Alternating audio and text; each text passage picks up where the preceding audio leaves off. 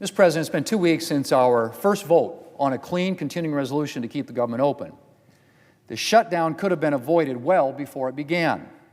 But because Democrats have not budged from their partisan demands, the shutdown is now entering its third day. Now, Mr. President, there's a lot that we could be doing right now.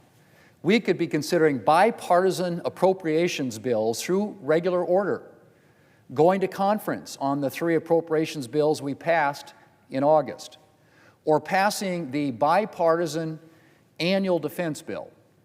But instead, we're stuck in a shutdown mess of Democrats' making. And the American people are suffering as a result. Mr. President, Republicans remain united around a clean, nonpartisan funding extension. It's passed the House of Representatives, and it's currently sitting right here in the Senate, ready to be voted on. It has no new Republican policies, no partisan policy riders.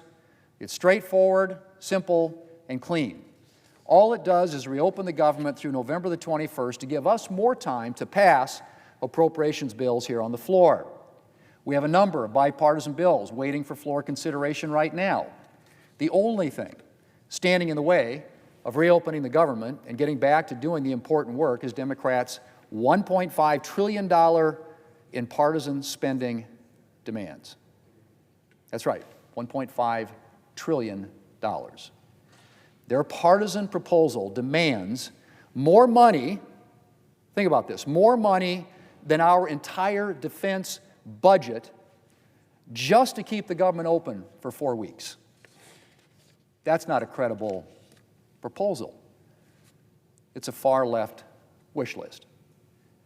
And it's not how we're going to do things around here. Mr. President, we can end this shutdown in just a few hours.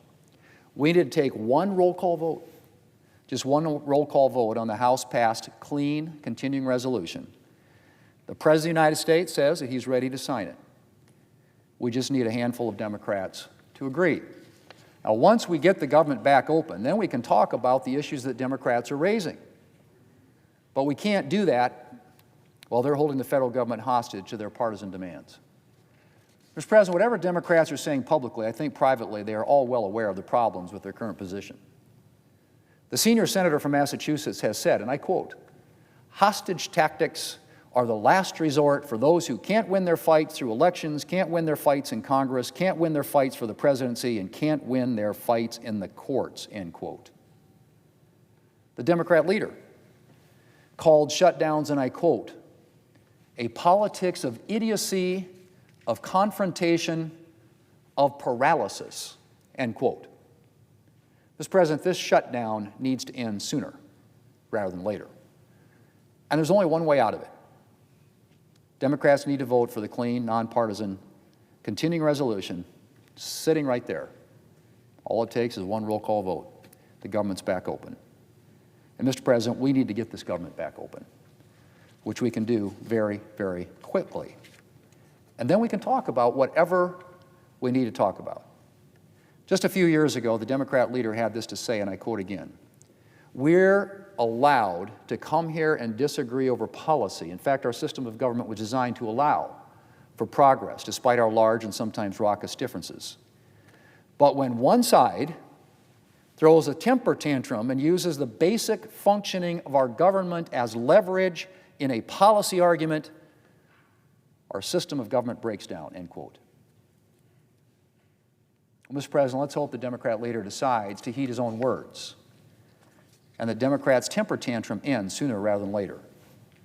Mr. President, later today, a couple hours, Democrats will have another opportunity to vote for the clean continuing resolution.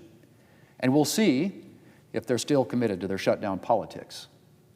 Republicans remain ready to reopen the government and to get back to doing the American people's business. How much longer this shutdown lasts depends entirely on Democrats. The choice is theirs.